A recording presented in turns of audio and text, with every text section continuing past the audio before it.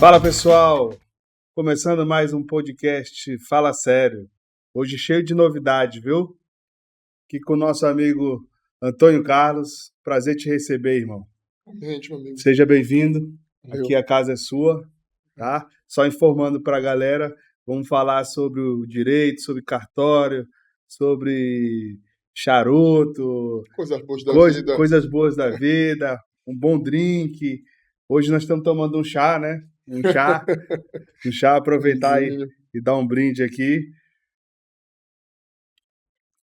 Meu irmão, prazer te receber. Antônio vem da área do direito, né? Já foi assessor ali do desembargador, né? Trabalhou no tribunal. Cara, queria que você falasse um pouco, se apresentasse um pouco do que você... Você é um cara novo, né? Já está com uma bagagem aí, uma experiência bacana. É lógico que isso aí a gente conquista, né, irmão? Sim, sim. Bem-vindo. Obrigado, meu amigo.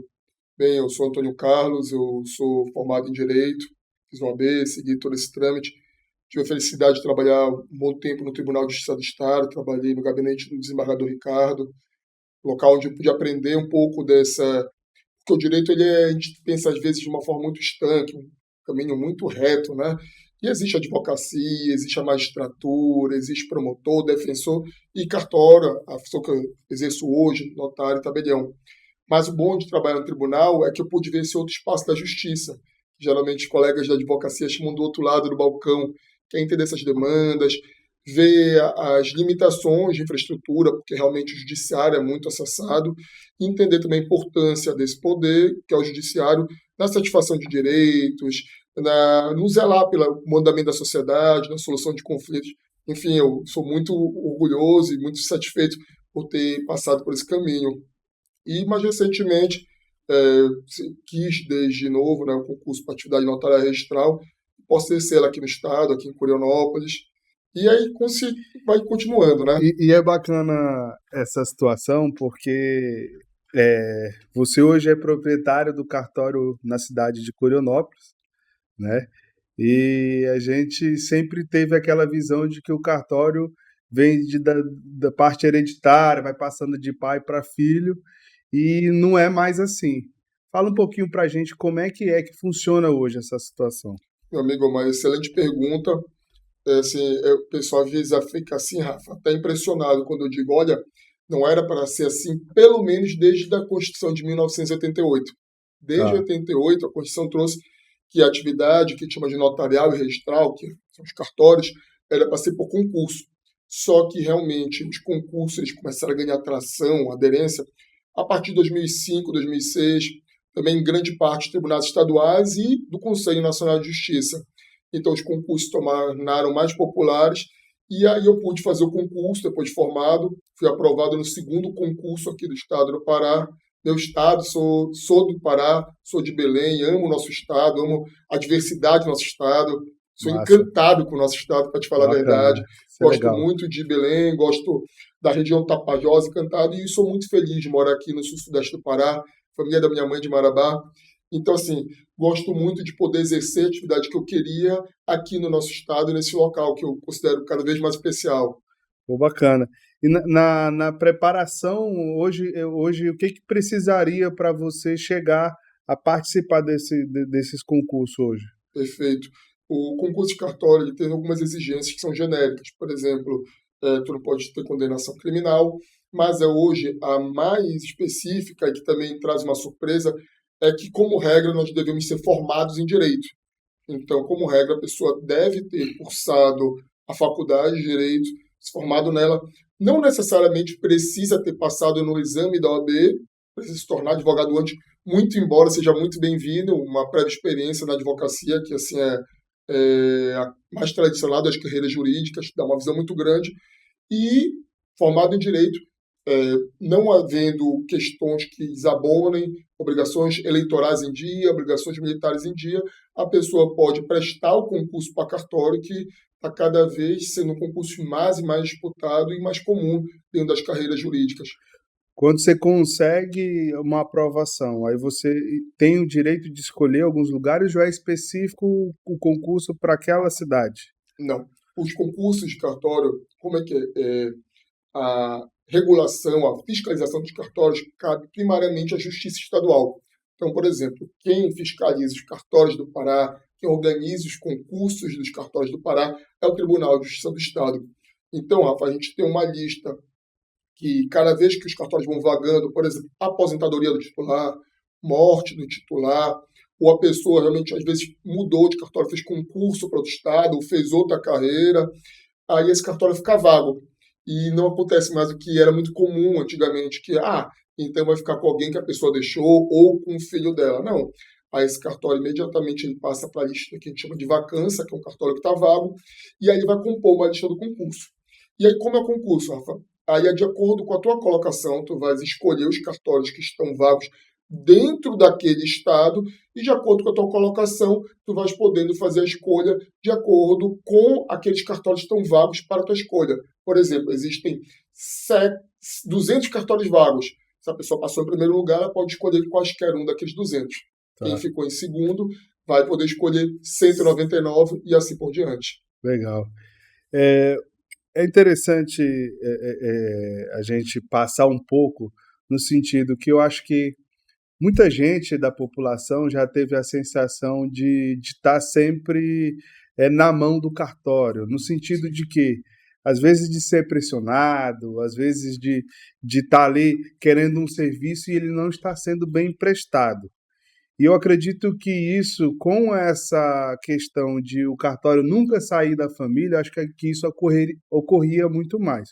Como hoje como hoje estão suportando, como está acontecendo hoje a questão nesses atendimentos desses cartórios, que hoje você já precisa ter uma atenção e um cuidado maior com toda a população, vamos se dizer. Outra excelente pergunta, Rafa. Eu acho que um grande exemplo que a gente tem a nível nacional dessa privatização, porque assim, a privatização é um mecanismo que todos os governos utilizam, né? Ou pegar algumas atividades e passar para o setor privado. A gente costuma falar que a nossa privatização foi a que mais deu certo de todas. A gente tem um exemplo muito recente aqui no Brasil, que é o estado da Bahia. Até pouco tempo, o estado da Bahia ele ainda era ocupado também por servidores de carreira, porque o tabelião, o registrador, ele não é um servidor público, ele é um delegatário de atividade pública. Ele é meio que um concessionário da atividade.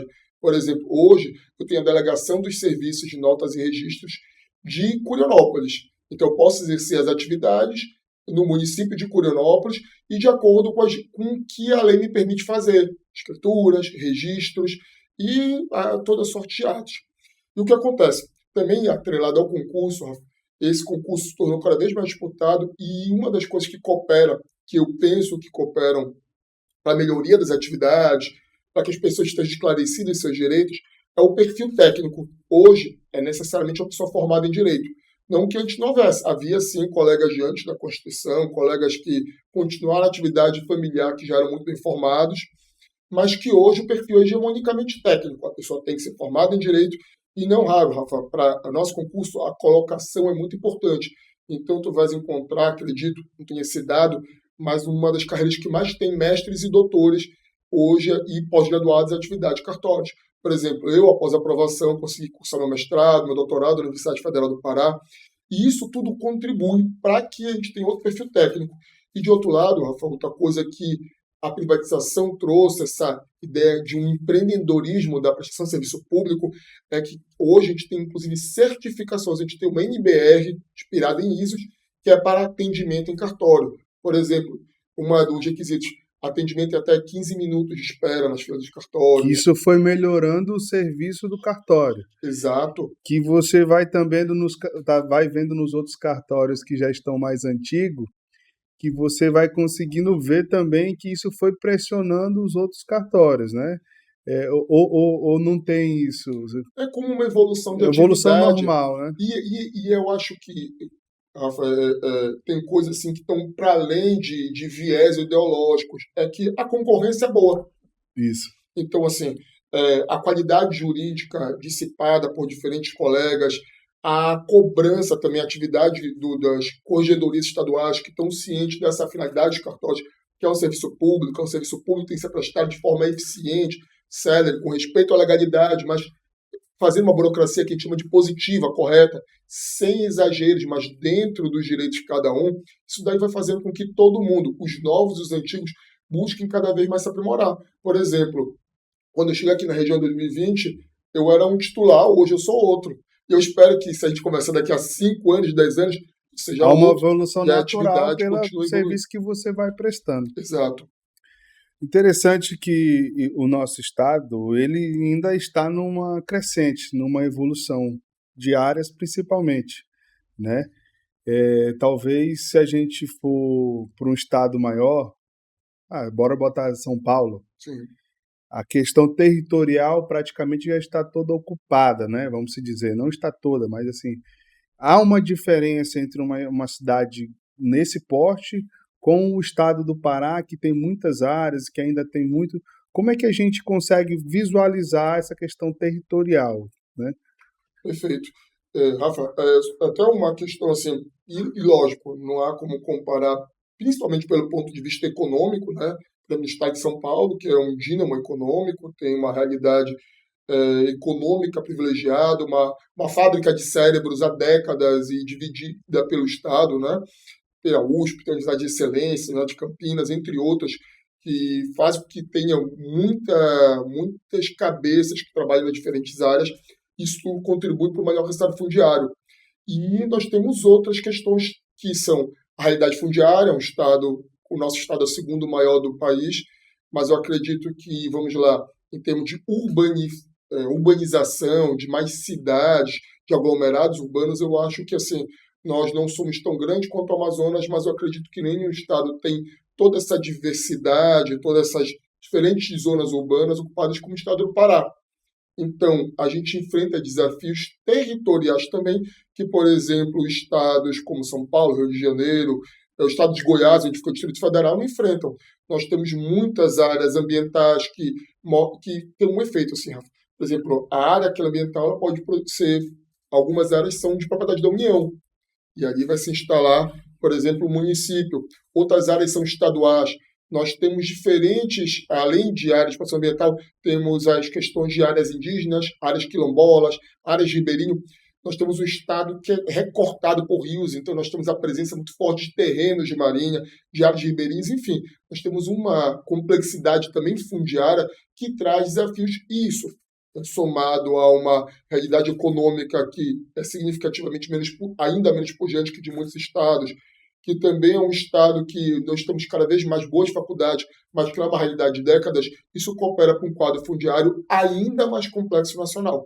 Porque, Rafa, por exemplo, o Banco Mundial tem um dado que em torno de 50% das propriedades brasileiras, do Brasil todo, elas não estão regulares. E lógico que na nossa realidade tende a ser um número ainda maior. Interessante, né? São números que mostram que o brasileiro, o Brasil ainda precisa se organizar muito, né? Sim. E faz parte de diversos fatores. Tratando de Curionópolis, a gente consegue observar que há uma gestão política pública muito interessante. A prefeita Mariana vem fazendo um bom trabalho e o seu cartório ele está em Curionópolis. Como que é a relação do município com o cartório? Qual a importância disso? Excelente pergunta.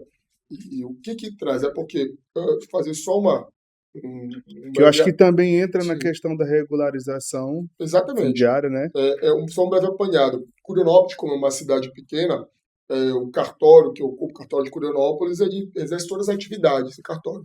Em cartório a gente tem a atividade do registro civil de pessoas naturais, que é onde faz nascimentos, óbitos, as pessoas casam, atividade do tabelionato de notas, onde faz escrituras, procurações, reconhecimento de firma, que é uma atividade que se assemelha, por exemplo, à advocacia, protesto, que é a cobrança, a título dos documentos, e o registro de imóveis, que é uma atividade que a gente já olha muito mais parecida com a de um juiz, que ela é limitada àquele território e a gente tem aquela função de receber documentos, apreciar e reconhecer direitos, reconhecer o direito de propriedade.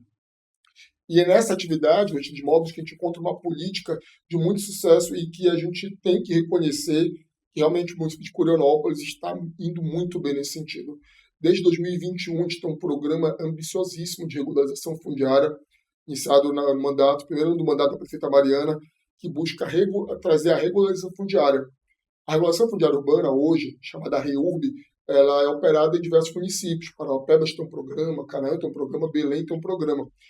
Mas Isso é acompanhado a nível nacional, estadual, temos uma lei nacional, mas a atual lei, a 13465, ela realmente trouxe um protagonismo dos municípios. Então, até por ser um ente local que conhece a realidade, hoje o município é o principal promotor da regulação fundiária urbana. E eu digo, acontece em outros municípios, mas a escala de Curionópolis ela é muito elogiável, porque a gente tem no nosso programa no município de Curionópolis toda a área urbana do município está sendo objeto de ações de regulação fundiária urbana, bem como o histórico distrito de Serra Pelada. Ou seja, a gente não vê uma ação isolada num bairro, num quarteirão, a gente vê uma ação que ela se amplia e se estende por toda a cidade. E que isso dialoga com o que tu falou antes. A realidade amazônica é diferente. A gente vai numa capital igual São Paulo, a gente tem ilha de regularização. Por exemplo, BH, Vitória. Mas quando a gente chega no interior da Amazônia, no coração da Amazônia, a gente encontra cidades que estão quase 100% de regularidade. E daí a responsabilidade política da gestão de enfrentar o problema e partir para uma regularização que não seja pontual, mas que abrange a todo o município. Isso aí eu considero notável. Isso gera uma valorização para o município, né? Não é isso? Quando você consegue alcançar isso, talvez você consiga entrar no outro momento aí que são números, dados, né? Então, acredito que você acaba conseguindo melhorias a nível nacional, já entrando por uma seara mais política. Eu acho que quando você tem números, dados, você consegue alcançar. Então, pelo que eu entendi, houve uma relação, uma tratativa junto com o poder público, através da prefeita Mariana, e vocês estão alcançando, com bons números, esse avanço nessa regularização. Houve assim, eu acho que assim, a gente tem coincidências felizes na vida. Quando eu cheguei na região, eu tinha acabado de concluir o mestrado. O mestrado foi justamente sobre regularização fundiária na Amazônia, concluído pela Federal em 2019, e em 2020 eu vim para nossa região. E aí também coincidiu com o início da gestão da prefeita Mariana em 2021. E ela também soube ter uma grande equipe, trabalhar, informar o município e trazer como uma das prioridades do município de Curionópolis essa regularização. E isso aí é formidável, que os nossos números são pujantes, Rafael. Se eu tivesse essa dada da Corregedoria do Estado do Pará, eu digo que a gente, mesmo em nível quantitativo, mesmo Curionópolis tendo 18 mil habitantes, cerca de 18 mil, 19 mil, nós somos um dos municípios que mais titulamos no Estado do Pará todo. E quando eu falo, eu coloco aí, junto, a gente tem titulado semelhantes municípios de grande porte, como Ananindeua, a capital Belém, Parauapebas e outros. Proporcionalmente, então, o nosso município ele realmente tem atingido resultados que só podem vir a partir de uma conjunção de fatores e de vontade de todos os atores. E, sem dúvida, o município tem um papel notável. Bem, em Curionópolis, a gente vê não só a regularização da propriedade, do domínio, como a cidade também fala de outro aspecto importante, Rafael, que é o direito à cidade, que é uma cidade que a gente vê cada vez mais asfaltada, a gente vê jardinagem nos campos da cidade, construção de equipamentos públicos. Isso tudo tem sido uma política que eu acho que é visível a todos que conhecem o município, aqueles que só passam rápido de carro e veem que a cidade realmente tem evoluído bastante. Para o cidadão, para a pessoa que reside hoje em Curionópolis, a gente tem uma realidade já, vamos dizer, acredito que é uma vila, eu não sei como, um município de Curionópolis, ali a Serra Pelada, já é o que ali? Um distrito. Um distrito. Ali a gente tinha uma realidade que eu acho que hoje está muito mais urbanizado, né? Muito. Até por esse trabalho que vem sendo feito pela gestão, mas qual que é a importância desse registro para as pessoas que estão ali naquela cidade? Perfeito. Não em Serra Pelada, sim, muito importante, mas como em qualquer cidade do Brasil. Vamos lá. Primeiro, o aspecto público que tu falaste. Qual a importância para o município ter sua área regularizada? Por exemplo, Rafael, para, às vezes, atingir algumas verbas, por exemplo, verbas para a construção de creche. Às vezes, o poder público estadual, emendas parlamentares, trabalho do poder público federal, direciona verbas para a construção de equipamentos públicos importantes. Por exemplo, creche. Creche é muito importante. Mas, às vezes, o município não tem como comprovar que vai utilizar porque aquela área não tem registro. Então, para tu instruir o processo, para levar, por exemplo, para o Tribunal de Contas do Estado, da União, para aquela verba, tu tem que ter um registro. E Números. o município não consegue acessar essa verba se não tiver. Curionópolis, hoje, que sou trabalho, nós já E tivemos quanto melhor, ou quanto mais eu a avanço na regularidade fundiária, regularização, posso mais dados eu tenho, mais isso, eu posso cobrar e exigir de quem instruir, pode me dar. exato, instruir processos que solicitam recursos. Os nossos Perfeito. municípios têm tido realmente um retorno cada vez mais pujante da mineração, mas recursos que são dados para a consecução da política pública, para atingimento de resultados, a gente tem que ser utilizados pelo município. E muitos municípios não utilizam por falta de vontade só do gestor, mas porque às vezes não tem condições materiais. E uma delas é não ter registro. Não ter registro impede com que, Rafael, eu não instruo um processo para mostrar, não, essa área aqui eu vou deslocar e eu quero ver que eu vou construir uma creche. Bem, se eu não tenho aquele registro para comprovar que aquela área está lá, que é do município, que a área tem tantos metros quadrados, que está localizada ali, como eu instruo o processo? Isso do ponto de vista do poder público. Mas para o indivíduo particular, Rafael, é algo muito mais significativo. Porque a partir do momento que a pessoa consegue ter o registro da sua propriedade, ela tem acesso à riqueza, a valor. Existe um economista peruano, o nome dele é Hernando de Soto.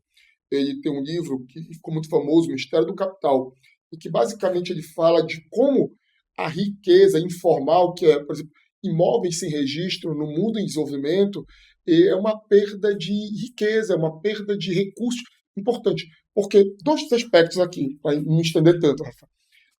Se a pessoa tem um imóvel com registro no seu nome, ela tem acesso a crédito. Eu posso levar num banco e eu quero, às vezes, empreender, quero exercer minha atividade de empreendedor. Só que para isso precisa de crédito. Crédito a um preço justo.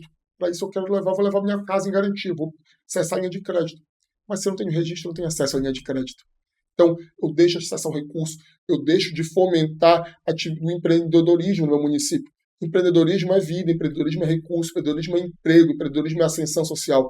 Isso é necessário tanto para os indivíduos quanto para o próprio município que vai ter atividade, arrecadação para poder melhorar a política pública. E de outro lado, Rafa, que é bem explicado por ele, é oferta e demanda. Porque é o seguinte, se tu tens por exemplo, tens um lote em Curionópolis, ou Parapebas, ou Canaã, ou Eldorado, ou Marabá, e esse lote não tem registro, quem vai se interessar em comprar ele? É a pessoa que vai fiscalizar, é quem tem uma relação direta. É aquele ciclo de confiança que pode ser vasto, mas não é tão grande quanto no momento que tu registra, tu cria um registro que vai sair desse cartório, que vai ser informado na Central Nacional de Registro e que vai poder ser acessível e consultado, Rafa, não só por quem mora nesses municípios, mas por todo mundo que mora no estado do Pará, seja em Belém, seja no município de Curionópolis, seja no estado do Amazonas, seja no Rio Grande do Sul e até mesmo, Rafa, investidores que sequer estão nesse país. Por exemplo, um investidor que está em Taiwan, investidor que está em Pequim, investidor que está em Nova York, Boston, que está em Viena, ele pode acessar recursos e investir aqui para fazer sua Ele aposentadoria. consegue pegar esses dados de qualquer Esses outro dados, lugar? ele não só vai saber que existe aquele imóvel, como ao acessar o registro, ele sabe, Rafael, se a pessoa que está vendendo é real proprietária. E ele sabe se aquele imóvel está livre, chama de livre e desembaraçado para registrar. Por exemplo, se aquele imóvel não tem uma hipoteca pendente de baixa, se o dono daquele imóvel não está sofrendo uma penhora trabalhista, coisas que às vezes te impedem de realizar um bom negócio, mas que o registro ele pode te dar confiança e a clareza de tu, por exemplo, adquirir hoje imóvel situado no município de Goiás, sem, digamos, tu ter muita afinidade com o município, mas porque aquele registro te dá garantia para isso. E aí a oferta e demanda, meu amigo. Porque é o seguinte, só tem o teu entorno que pode comprar aquele imóvel tem um valor. Mas se tu amplia teu entorno para o país inteiro, é oferta e demanda. O valor do teu imóvel aumenta. Então é ganho para todos. A dificuldade hoje para fazer um registro hoje de um imóvel, qual que é? Tem alguma restrição, por exemplo, com o proprietário? Se o proprietário tiver algum problema, tiver alguma situação em banco, crédito, alguma coisa, isso atrapalha? Atrapalha, meu amigo. Por isso que a gente sempre conversa e quando a gente está trabalhando tanto no questão de imóveis Curionópolis quanto na atividade do cartório de notas, que a gente assessora cliente com seus imóveis, a gente sempre, quando vai analisar uma situação, fala, vamos investigar a situação do seu imóvel, do imóvel que você ambiciona adquirir. Porque para saber se aquele imóvel está livre para adquirir naquele momento. Porque a gente tem obstáculos que são intransponíveis, por exemplo, naquele dado momento, por exemplo, uma indisponibilidade decretada pela justiça, só resolvendo o processo. Mas a gente também tem questões que às vezes vão atrasar uma compra, Por exemplo, a pessoa diz: o imóvel é meu, eu tenho documento, chega lá. Só que aquele imóvel era do pai ou do avô e nunca foi feito inventário.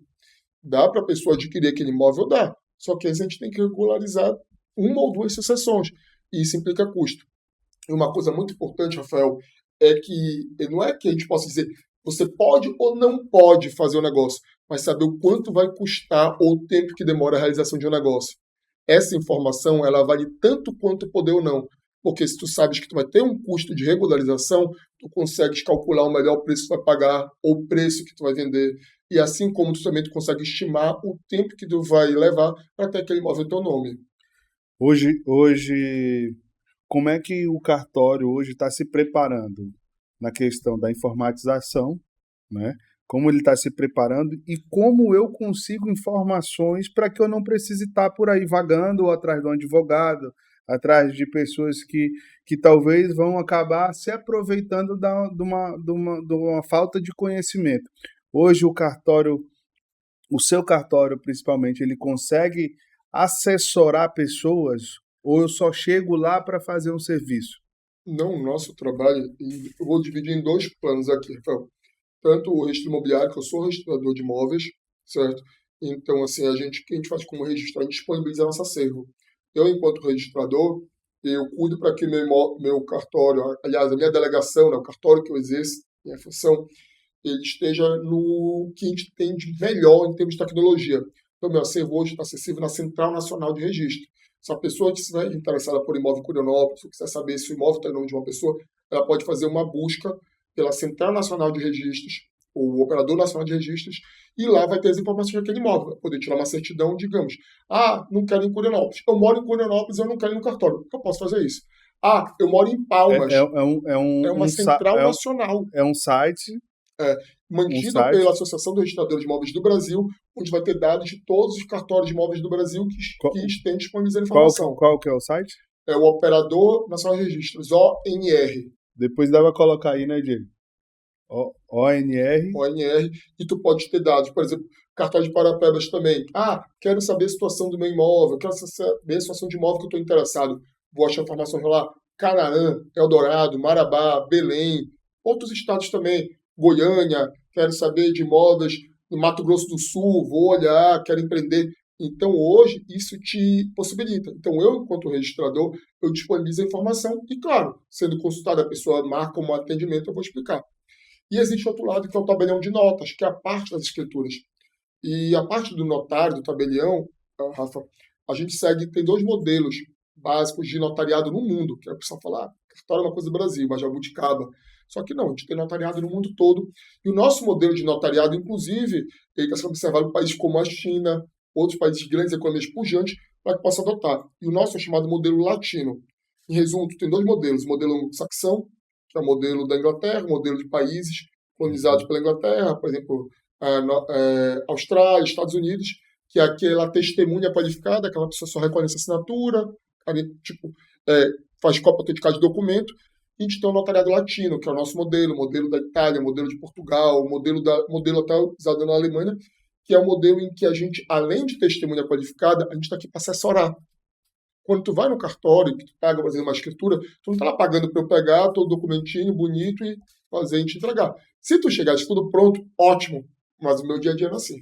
No dia a dia, tu chegar, eu tô com uma situação assim, quero saber quais documentos. Às vezes a gente ajuda até a acessar determinados documentos. E a partir daí, tu vais ter uma assessoria, te encaminhar, por exemplo, tu falar, quero reservar para meus filhos. Aí tu chega, quero fazer um testamento. Nem sempre é o melhor caminho. Às vezes uma doação em vida é o melhor caminho. Então, minha função é consultiva, é de orientar, é de te informar. Igual como eu te falei, tu vai adquirir esse imóvel, só que a gente tem que regularizar isso, então tu vai ter custo. A minha atividade ela é essa, sobretudo é essa. Então, o notariado latino, o tabelião latino, ele está para te ajudar e te assessorar. Semelhantemente ao advogado, e muitas vezes atuando junto com o advogado. Nessa questão da informatização, o governo federal começou a juntar muitas informações. Nasceu essa assinatura, por exemplo, do Gov. Ela tem validade em documento digital ou ela tem validade também quando eu faço esse documento para um documento físico? É que tá, assim, Rafael, vamos lá. São duas coisas. Alguns procedimentos de cartório a gente aceita a assinatura do Gov. O Gov também tem diferentes níveis, né, de acesso, que são importantes ser observados. E a gente tem visto ainda, como é uma situação nova, a própria jurisprudência se manifestar sobre quando eu posso usar a assinatura do IGOV ou não. Então, existe a tecnologia, existem essas formas de assinar, e elas não são adequadas a todo e qualquer procedimento. E, por exemplo, vou pegar o exemplo de cartório na parte de notas. Por exemplo, vou fazer uma escritura digital, vou fazer uma compra e venda, a pessoa não está aqui, vou usar a plataforma do notariado. Vou fazer uma escritura, tenho um imóvel, por exemplo, e no município de Breves, tu tens município de Breves, tu moras em Parapebas, e a pessoa que está comprando de ti, ela mora em Castanhal. Aí tu vai tentar fazer uma escritura com a gente, online, que é o notariado. Perfeito. Me pergunta, Tony, dá para fazer aqui, eu estou contigo? Dá. O imóvel está aqui no estado, a pessoa que está adquirindo mora no estado, a gente pode fazer online. Aí vai falar, bem, mas ninguém tem assinatura digital de cartório, que é a da Sensec, do notariado. Eu posso assinar com o IGOV? Não pode. Nesse caso, a gente utiliza a assinatura digital de cartórios, que é gratuita, mas a gente Aí, só aí, aceita a nossa. mas aí a pessoa vai até o cartório, registra a assinatura, essa assinatura que a gente tem lá geralmente de cartório mesmo, que a gente vai lá e Aí é que tá. É uma outra é uma assinatura. outra É uma assinatura assinatura digital de cartório. digital de cartório, que você certifica que aquela assinatura é, é- ela é, como fala, ela é autorizada pelo cartório a fazer esse procedimento. É uma assinatura digital de cartório. Igual tu pode ir numa certificadora digital e fazer a assinatura física, tu pode fazer à distância. Por exemplo, digamos que tu não tens notariado, tu queres fazer uma escritura com cartório de Curionópolis, ou um cartório em outra cidade. Tu vais entrar em contato com o cartório e tu vai fazer a tua assinatura digital online. Isso daí pode ser feito. Tem um provimento recente, 200, que fala sobre do Conselho Nacional de Justiça, que fala sobre a liberdade de escolha do tabelião que vai trabalhar em fazer a tua assinatura digital.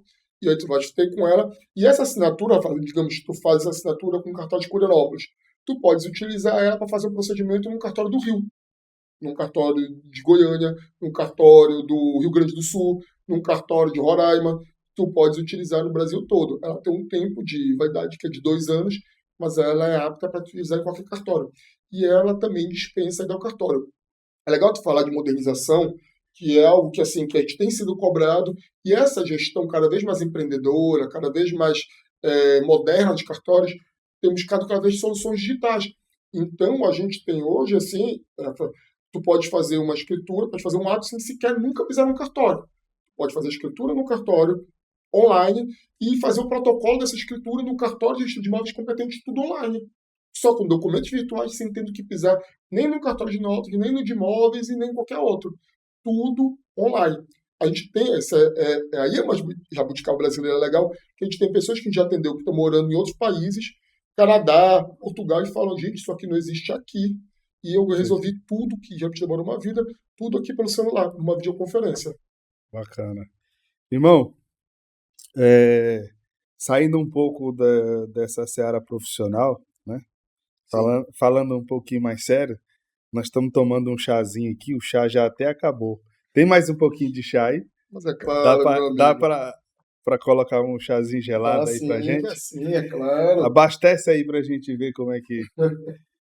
E falando um pouco desse chá, você é um cara diverso, um cara que também tem suas curiosidades. Se colocou como um cara que adora a culinária paraense, gosta dessa vida no Pará. Eu acho muito bacana esse carinho que você tem, né? Eu acho que a gente consegue ter esse valor aí de quando você valoriza onde você está, onde você mostra que você é um cara que dá valor às coisas. E eu queria que você falasse um pouco desse chá, que claro, não é um chá, é um chá da live, né, Diego? O chá da live. Diego, qual que é a câmera que a gente que tá aqui? Essa de cá? Essa de cá. Que bebida é essa, irmão? Perfeito, meu amigo. Isso aqui é um coquetel, esse aqui é um Boulevardier. Boulevardier, ele é uma releitura de um coquetel muito famoso, Rafael, que é o Negroni. Negroni hoje Muita gente ouviu falar, é o coquetel mais vendido no mundo. O que leva o Boulevardier? O Boulevardier ele leva vermute vermelho, vermute doce, é o vermute que a gente tem que semelhante ao vinho tinto, né, um vinho Tá. fortificado. O popular Campari, e diferente do Negroni, que leva gin, o Boulevardier leva whisky, leva de preferência um whisky estadunidense chamado Bourbon. E aí é uma mistura que agrada bastante. Bacana. O Antônio, ele é um cara que gosta de fazer drinks, né? Trouxe aqui pra gente aqui. E aqui a gente tem o quê? Tem essas bebidas que você falou, tem um gelo que, pelo que eu vi aqui, um gelo diferenciado, né? Um gelo bem feito. Essa produção aí, é você mesmo que faz? Como é que... Fala um pouco do gelo. Perfeito. É assim, meu amigo, eu faço gelo em casa, sempre deixo uma reserva, porque é, como curioso, né, desse mundo da coquetelaria, curioso, faço receitas, não crio, não sou mixologista, mas um curioso, uma pessoa que gosta, cada vez mais aprecia, a gente vai vendo que tem pequenas diferenças. Por exemplo, eu vou levar adiante essa receita que eu falei, mas tem coisas que trazem uma diferença. E o gelo é uma das coisas que mais faz diferença na coquetelaria. Um bom gelo, um gelo com tamanho legal, feito de que ele tenha transparência, que tenha pouca oxidação, ele vai durar mais tempo no copo.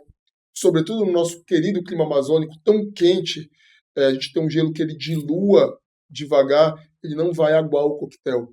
Então, a importância de ter um gelo Que ele dá apropriado. o tempo para você degustar a bebida com Exato. tranquilidade. E é interessante porque às vezes o cara vai para alguns lugares, isso é besteira, isso é besteira. E a gente começa a ver e perceber que não, né? E nós estamos aqui no segundo drink aqui, o gelo ainda continua aqui uma boa forma, então ele mantém bem mesmo. E aqui a gente tem a fala de novo as bebidas, Vermute, vermute, Campari e o Campari uísque Bourbon. e o whisky Bourbon. Aí tem uma laranjinha, Uma laranja Bahia, que a gente usa para aromatizar.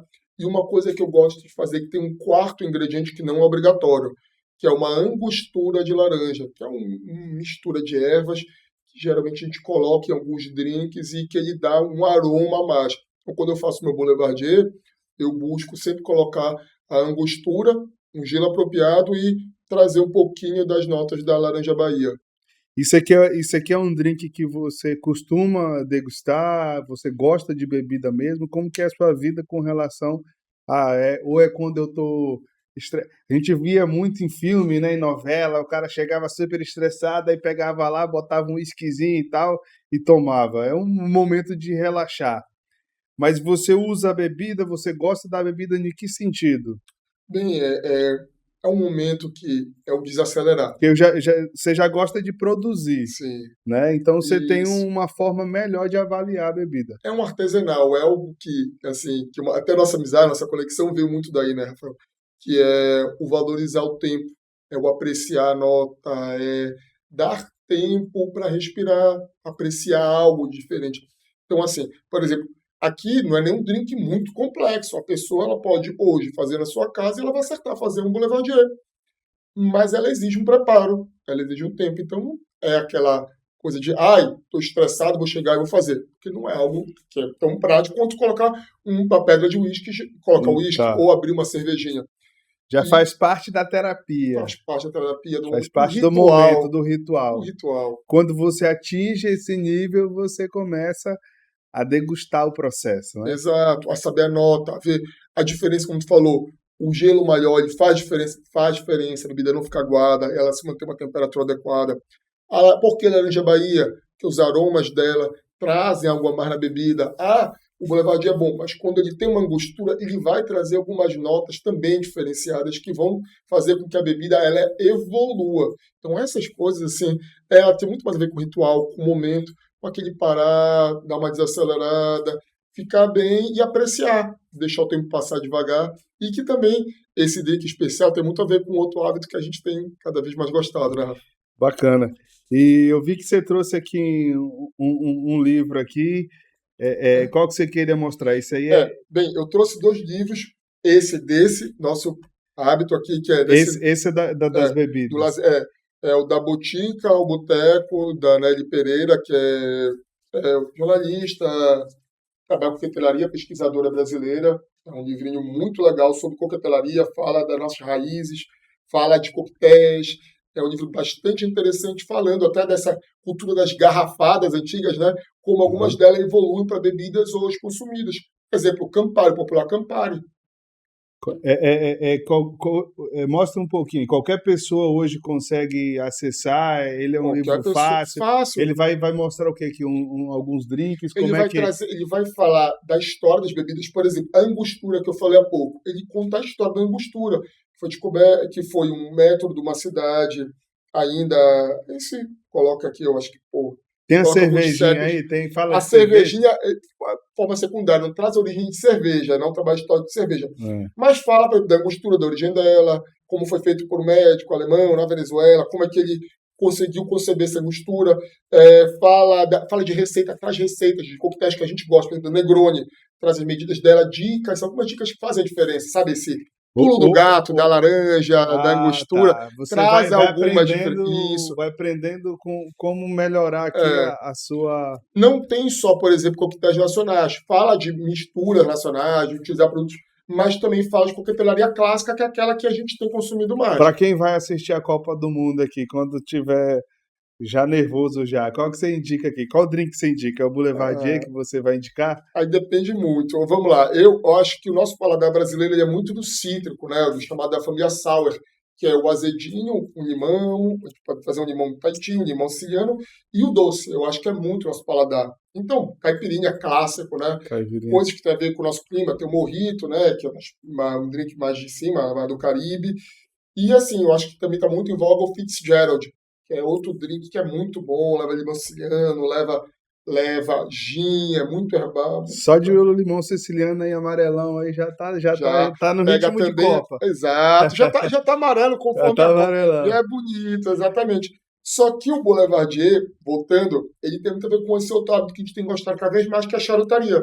Ah, tá. Vamos falar logo então, falar um Exato. pouco aí da questão do charuto. Você é um cara que gosta de também de degustar a parte da charutaria. O que que você queria mostrar para gente, para quem não conhece a questão do charuto? Ah, Quem tiver interesse de começar perfeito. a entrar nesse hábito, que também é uma forma de degustar, que também é um complemento da bebida, né?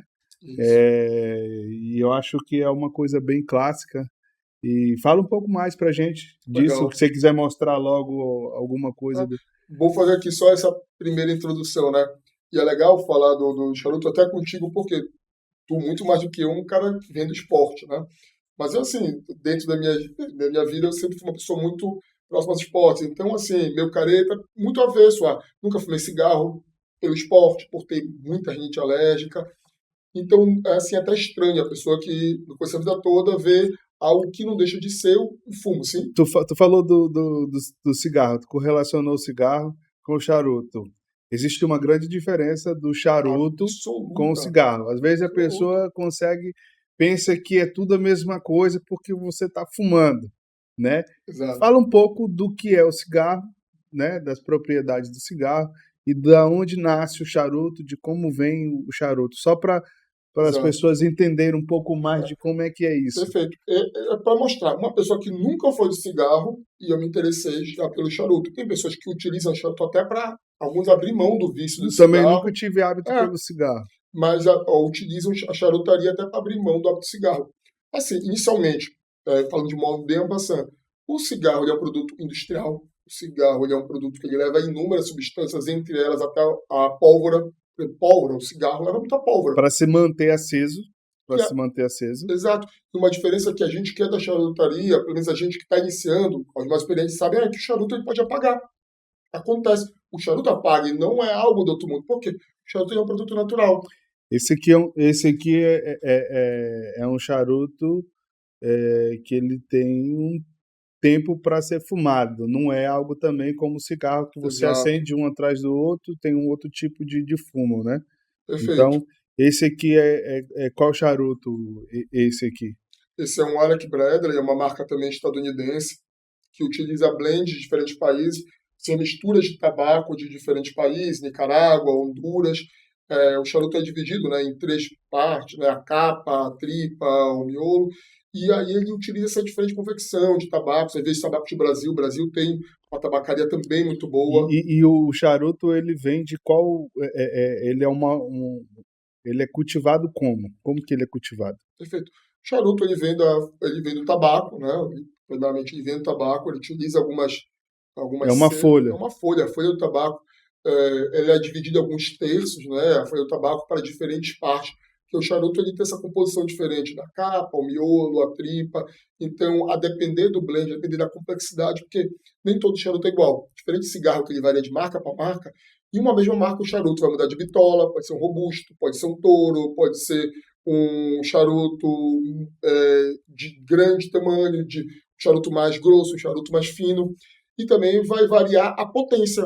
Se o charuto vai ter um perfil suave, ele vai ter uma combinação. Se ele vai ter um perfil médio, é uma outra combinação. Esse que é de médio a forte, outro. Então vai depender de diferentes partes do tabaco. Para quem gostaria de começar, então, como é que a pessoa poderia se aprofundar um pouco mais, conhecer um pouco mais da história do charuto? Você trouxe um livro aqui também, ele fala disso? Como é que... Fala da história. Esse é um livro do conhecido charuto, do Zino Davidoff, que é uma figura histórica da charutaria. O Zino Davidoff era um ucraniano. Ele mostra nessa aqui, Diego? Dá para mostrar Nessa aqui? daqui, ó. Na Na minha? na Aqui, do Rafa? nessa aqui. Esse aqui é um livrinho também, é um livro que a gente consegue achar hoje na Amazon. É um livro mais difícil de achar do que esse da Boutique e do Boteco, mas ele conta a história basicamente de uma linguagem até poética, que o Zino ele era um apaixonado, e que ele falava do amor pelo charuto, e aí ele traz algumas curiosidades, como conservar, e fala da história. Fala do primeiro contato que a gente tem majoritário, que foi em Cuba, entre os navegadores espanhóis, que eles encontraram os indígenas, né, fumando tabaco, levaram para a Espanha, e na Espanha deram início a essa cultura tabacaria, e o Zino conta a história dele, de como ele fumava, como chama, tabaco mais gelado, produzido na Ucrânia, no leste europeu, e ele, o pai apaixonado, e o pai falou que ele tinha que vir para a América do Sul, para conhecer o continente americano. E aí ele conta a história na Argentina, quando ele chegou ao Brasil, que ele se apaixonou, e ele fala que não queria mais saber do tabaco de lá. E aqui falaram para subir, ir para o Caribe, para a América Central, e conhecer Cuba e tudo mais. E ele conta a chegada dele em Cuba, enfim. A marca Davidoff, hoje, ela não produz mais em Cuba, né? Fato lá da Revolução, eles não estão mais, mas até hoje eles produzem charuto de excelência, de muito bom gosto, charutos luxuosos, enfim. Eu acho que, se não a mais célebre, mas uma das marcas mais célebres da charutaria no mundo vem desse senhor Zino Davidoff. Bacana. Mostra pra gente aí que você trouxe alguns aparatos aí que o charuto exige. Exige não, que você, com o tempo, você vai melhorando, né? Você vai querendo um pouquinho de acessórios, você tem que ter um local para armazenar. Por ser um fumo natural, você acaba tendo que ter um cuidado no armazenamento, De fato. né? Aqui, esse aqui já tem tem um plásticozinho aqui, tem um invólucrozinho aqui, que ele já é uma forma de preservar, né, a folha, de proteger a folha, mas tem a questão da umidade, tem a questão... Mostra pra gente aqui um pouco o que é que... Para quem quer iniciar, o que é que poderia ser feito? Eu fui muito feliz. Isso daqui já é outra diferença de cara que a gente pode até da bebida. O cigarro, digamos, é a cerveja do consolo. Cheguei, tô cansado. Ah, não, me surgiram 5 minutinhos, tomar uma latinha, fumar um cigarro. Isso não é coquetelaria e isso muito menos a charutaria. A charutaria é ritual. O charuto, ele leva tempo para ser degustado. Ele pode levar coisa de 1 hora. O charuto, ele tem uma técnica de corte. E o charuto também tem um pequeno ritual da conservação dele. Então, assim, são convites a um desacelerar, a um apreciar sabores, a ter um tempo de qualidade. Não, às vezes, aquela resenha muito animada, mas uma conversa, tipo, entre dois amigos. Aqui, o que eu trouxe, Rafa, foram alguns equipamentos aqui. Isso aqui é um umidor, aqui é onde a gente guarda basicamente os charutos. Ele tem a finalidade de manter, de favorecer o envelhecimento, que o charuto ele faz muito paralelo com vinho. A gente tem terroir do charuto, terroir brasileiro, o terroir da Nicarágua, de Honduras. Isso aqui é um local para armazenar o charuto e ajudar a preservar a umidade. Preservar a porque umidade. o charuto ele exige uma umidade e uma temperatura certas. Por exemplo, ele é uma coisa que é só regra? Não. Isso aqui é porque eu já gosto, já tenho há 4 anos apreciando, 4, 5 anos apreciando, e eu já compro alguns charutos para ficar em casa, para ficar, ou seja, mais de 3, de 6 meses. Então, nesse caso, para que o charuto ele Então possa, você tem que ter um cuidado especial tem que para ter um que ele cuidado. não Exato. vá. Ele pode dar fungo, pode acontecer Perfeito. várias coisas que com o charuto, se ele não estiver bem armazenado.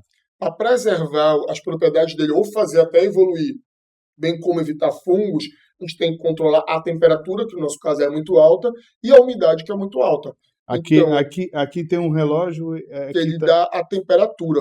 temperatura Quer interna. dizer, a temperatura não, dá A a umidade, umidade aqui dentro. 60. É. Aqui dentro eu uso até vou pegar aqui uns equipamentos aqui dentro, vou abrir.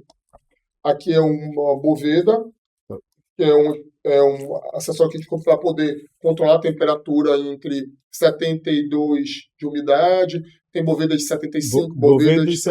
isso aqui é tipo para gente, vamos ver se tem relação. É tipo aqueles quando a gente compra algum produto, um tênis, os negócios, vem sempre um sachêzinho ali Isso, um dentro sachêzinho. que Perfeito. ele controla um pouco dessa Umidade, umidade, exato. né? Ele tem uma proteção daquele Perfeito. produto que você comprou. Para que não fique tão seco a ponto do charuto perder propriedade, nem tão úmido a ponto do charuto, por exemplo, desenvolver um mofo e tu perderes um produto que, em regra, ele vai te onerar se tu Aqui perderes. tem 72% Isso. de proteção, é isso? 72% de umidade. Ele De vai garantir umidade. uma umidade não superior e não inferior a 72%, enquanto, lógico, ele estiver valendo. Aqui é um outro, esse umidor, aqui controla a temperatura e umidade. Aqui é um umidor digital que você Isso. consegue ter uma precisão maior de como está dentro da caixa, É. né? Dentro do, E do, aqui, do, ó, do- aqui um charutinho que eu comprei, isso aqui é uma marca da Nicarágua, é a Cal, mas ela fez um blend só de blend Brasília, que são de tabacos brasileiros, já no clima da Copa, fiz É, esse pedido. já dá para pegar na vitória do Brasil ali, Já, ó. já. E aqui é diferentes formas de preparo. Esse aqui já é o Romeu e Julieta, que é um habano, né, que é uma denominação geográfica de Cuba, que é uma marca das mais célebres que tem, e ele já tem essa forma de produzir que eles não colocam no invólucro. Eles Aham, mantêm já o charuto solto, sem nada ao redor. Diferente do que a gente encontra na Nicarágua, Honduras, Brasil, México, outros bacana. países que produziam tabaco já de tradição. Então, esse Tá, aqui são alguns dos cuidados básicos. tá, e aqui já está num nível bem legal, é porque você já está bem avançado mas Mas para não quem vai precisa. começar, você pode estar comprando alguns, um, dois, três, armazenando em locais menores, usando Isso. Um Boveda um Boveda desse normal, até isso. é interessante que você Tem pode menores, usar tem esses menores, menores, você pode usar maiores. numa Tupperware, você pode Isso. usar uma Aqueles. Às caixinha. vezes até aquele plástico, aquele tipo saco plástico que dá para fitar, que fica perfeito. Coloca um Boveda, vai resistir muito tempo. Para quem está começando, você pode ir avançando aos poucos, né? Não tem necessidade de você Até para ir já descobrindo o que fazer um gosta. investimento Isso. muito alto, até porque isso é Exato. gosto e você vai adquirindo ao longo do tempo. Tá, e aí a gente precisa de mais o quê? Mas vamos lá. Isso aqui é conservar. Isso aqui é um Conservar. outro passo não necessário. E aqui a gente tem os acessórios. Uma das coisas mais importantes é um bom cortador. Aqui a gente tem 2 cortadores. A gente também tem diversidade de corte na charutaria. A gente tem esse aqui, que é o corte tradicional, certo? Ah, tá. Do lado. Bem como um dos cortes que são diferentes, que é esse corte em V. A gente pode utilizar. Então tem como fazer Se o meu um bom amigo corte, que me acompanhar, vai ser um prazer. fazer um corte em algum, Claro. não? Só Não, para vamos sim. a Claro. galera ver?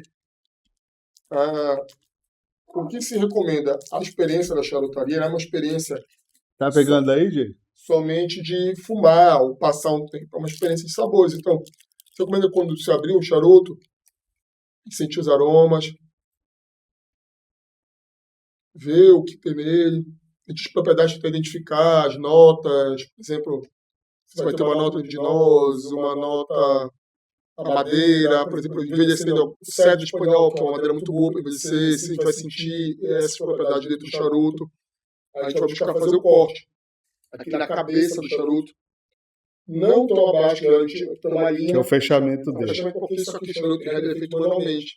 Então, se a gente cortar além da cabeça... Essa é a folha que vai sendo isso, enrolada, várias enrola, folhas vão sendo enroladas até chegar nesse formato. Até chegar nesse formato. Então, se a gente cortar mais baixo, então vai fazer o que desenrolar. Passa. Porque não é algo prensado, é algo feito a mão, um produto artesanal. Então, a gente busca achar uma altura que não seja tão baixa, mas também consiga dar um fluxo agradável. A gente pega, corta, encaixa, ou só pegar aqui aí vai precisar de um cinzeirinho. E outra coisa que é recomendada é chamar desse fumo aqui frio, para que a gente tenha a propriedade dele antes de fumar. Vai ter uma nota de cacau, então chocolate, não é uma coisa que você vai chegar aqui, vai acender e pá, é um negócio mais para você... Contemplação. Fala um pouco do isqueiro, com relação à chama. O ideal da chama é que a gente não use um isqueiro, assim também não tem regra. De gás. A gente não usa o gás normal, mas é aquela coisa, são pequenas diferenças que à medida que o paladar vai apurando, vai sentir a diferença. Então a regra é o butano, a gente utiliza o gás butano, que ele vai produzir essa chama azul, que é uma chama que ela não vai trazer nada, não vai contaminar com seus sabores, mas também são coisas finas que só vai apreciar a partir de um determinado momento que já tem intimidade com o charuto. E aí tu vai poder acender. O ideal é que a chama ela não encontre o charuto, para dizer nessa posição e vai girando. E assim segue até acender o charuto. Bacana. No charuto, são coisas que vão atraindo, né? Por exemplo, a coquetelaria foi o que surgiu a partir do charuto. O charuto e a coquetelaria também traz charuto, como o vinho, como o gostar da bebida quente, o uísque, o conhaque, também atrai o vinho do porco, do charuto.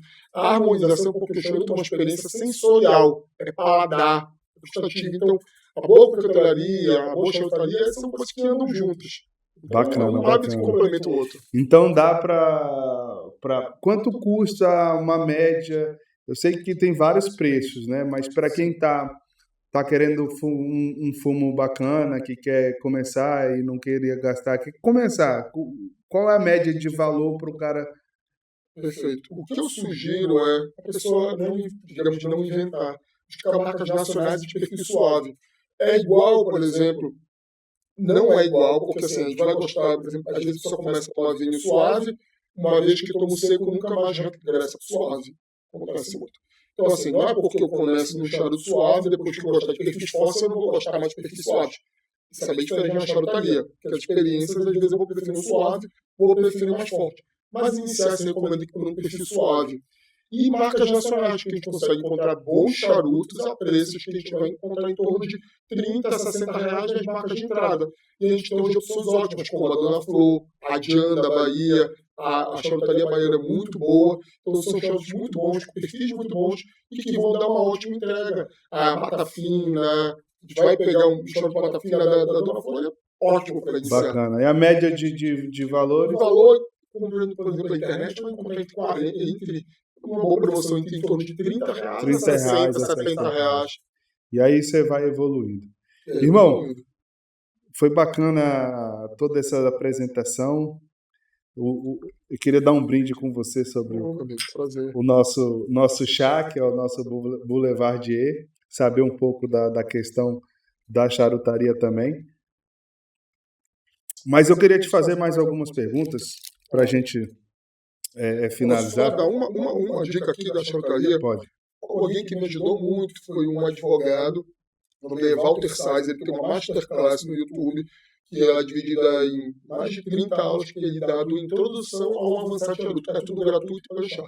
Walter Sais, ele ganhou um campeonato mundial de degustação, onde ele fala até dessa coisa da harmonização de charuto, e é muito interessante. Para quem é curioso, vale muito a pena. E é fácil de encontrar. Agora, só para a gente falar um pouco, falando mais sério, vamos dizer, falando mais sério, Eu queria te fazer uma pergunta. Você acredita em destino ou você acredita que tem uma força maior? Acredita que Deus existe? Existe uma forma de contemplar isso ou tudo é meio que destino, as coisas vão acontecendo, vai pelos seus atos? Não, eu acredito em Deus e acredito no livre-arbítrio. Acredito no livre-arbítrio, acredito na fé, mas assim, que as coisas realmente, que existe um desígnio, sim, mas não que o nosso destino está traçado disso ao fim. Eu acho que aquela coisa, a fé ela tem que se unir ao trabalho. A gente tem que buscar, sabe, aquelas oportunidades, atentar na presença do divino nas pequenas coisas que acontecem no dia a dia, aproveitar as oportunidades que são conferidas, porque eu acho que o destino é livre, e o livre-arbítrio da gente vai determinar em que medida a gente vai atingir sucesso. Não adianta ficar deitado e ver se esplêndido que as coisas não vão acontecer. Você tem mais alguma ambição na vida? Como é que está teu pensamento hoje? Bem, a missão, assim, de falar, assim, eu acho que eu estou num momento da vida que eu estou mais grato, eu acho que é importante a gente ter sempre metas, sempre ambicionar algo a mais, para que a gente continue até motivado. Mas eu posso dizer assim, graças a Deus, hoje eu estou num momento de mais agradecer, tenho meus objetivos, tenho metas profissionais, metas dentro do cartório, metas acadêmicas ainda, mesmo depois do doutorado, mas hoje eu estou num momento mais de agradecer e de aproveitar, porque essa também é outra história. Eu me formei, trabalhei no tribunal, deu um tempo que eu ia para cartório, aí passei, entrei no mestrado, aí deu um ano de intervalo, vim para cá e já entrei no doutorado, então estou no meu primeiro ano mais livre. Eu acho que é bom fazer esse apanhado, agradecer a saúde, a família, as amizades e as conquistas, né? Então, mas eu tenho meus objetivos, mas hoje eu estou no momento mais de agradecer do que de ter essa meta e estou enseguido atrás dela. Você se arrepende de alguma coisa? Se arrepender? Não, muito forte. Acredito que, assim, eu até falo, às vezes a pessoa quer seguir um caminho de estudo igual o meu. Eu sugiro coisas diferentes. Eu acho que o caminho podia ser mais eficiente. Mas se eu mudaria algo na minha história, eu não mudaria. É diferente porque as coisas acabaram, é aquilo, né? Às vezes a gente vai pelo racional, mas parece que existe algo a mais que, mesmo indo por aquilo que não parecia ser o ideal, as coisas dão certo. Então, para mim, as coisas acabaram se conformando em algo que hoje me traz felicidade. Mas eu sugeriria a outros que vão passar o mesmo caminho, quem sabe, outras estratégias. Mas o meu não mudaria. Você gostaria de deixar algum recado para alguém? Deixar alguma mensagem específica? Meu amigo, eu acho que a disciplina é importante na vida. Eu diria que a disciplina é uma das coisas que mais constrói. A gente tem que traçar metas e buscar e ir atrás delas. A gente tem que perseverar. Não pode desanimar com as derrotas, que as derrotas vão acontecer. Acredito que não existe ninguém que vem para essa vida que não vai enfrentar provações, mas que a gente tem que perseverar. A gente tem que ter fé, a gente tem que acreditar e trabalhar duro. E também, sempre possível, apreciar as pequenas alegrias da vida, porque a vida é breve, ela é rápida. A gente ainda é novo, mas a gente já trilhou uma estrada, e quando a gente olha, a gente vê realmente aquilo que os mais velhos sempre falam. A vida passa rápido, então é importante realmente comprar amizade, aproveitar os amigos e achar esses pequenos prazeres. Então viver a vida com disciplina, tomar um bom drink, fumar um bom charuto e compartilhar com os amigos. Excelente. Rapaziada, aqui falei com o Antônio Carlos, foi um prazerzão te receber, meu irmão. Aqui seja sempre bem-vindo. Você sabe que aqui é um lugar para a gente bater papo, para a gente expor qualquer situação. E foi um prazer falar contigo, poder mostrar um pouco desse momento aí para as pessoas. Valeu? Que foi o podcast Fala Sério. Falando sério, agora é hora de um bom charuto e um bom drink. Valeu, rapaziada. Valeu.